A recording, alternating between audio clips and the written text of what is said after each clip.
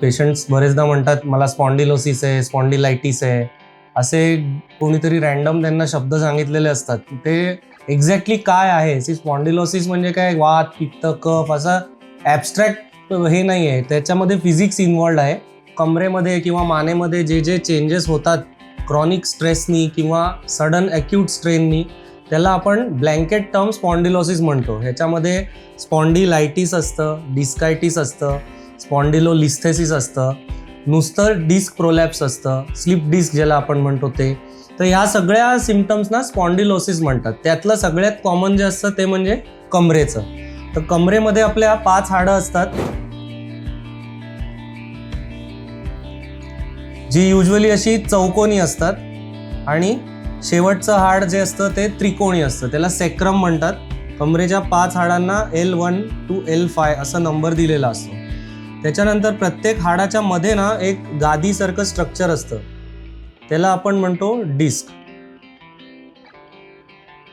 ह्या डिस्कचं काम काय असतं की जे प्रेशर आपल्या कमरेवरती पडणार आहे किंवा शॉक ॲब्झॉर्प्शन जे आपल्याला करावं लागणार आहे ते ही डिस्क करत असते.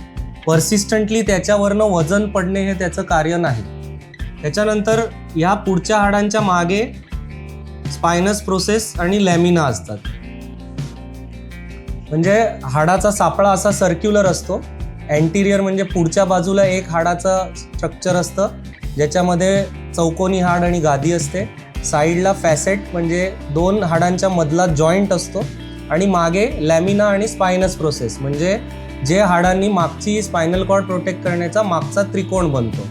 तर ह्याच्यामधनं आपली नस जात असते. त्याला स्पायनल कॉर्ड आणि नर्व्स म्हणतात.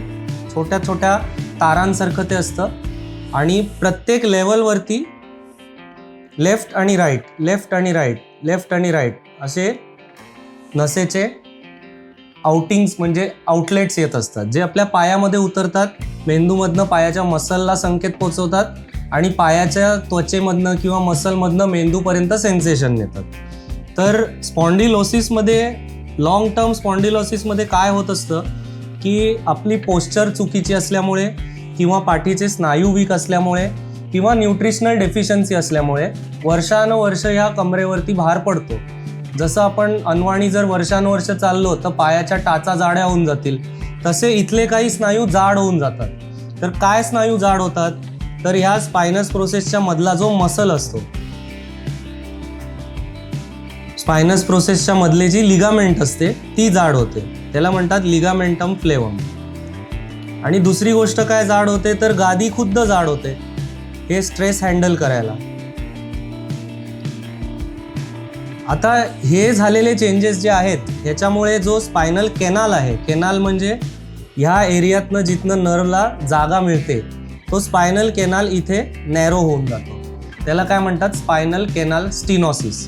तर तुम्ही MRI रिपोर्टमध्ये बरेचदा बघितलं असेल की स्पायनल केनाल डायमीटर दिलेला असतो प्रत्येक लेवलवर. L1 2 मध्ये किती, L2 3 मध्ये किती, so on and so fourth. तर युजली स्पायनल केनाल डायमीटर साधारण 1 स्क्वेअर सेंटीमीटर इतका असतो. तो जर कमी झाला तर त्याच्यातनं ज्या नर्व्स खाली पास होत आहेत त्या चेपल्या जातात. त्याला म्हणतात स्पायनल केनाल स्टिनोसिस आणि त्यातनं उद्भवणारे सिम्पटम्स. तर ह्या सगळ्या कॉन्स्टेलेशनला आपण म्हणतो लंबार स्पॉन्डिलोसिस.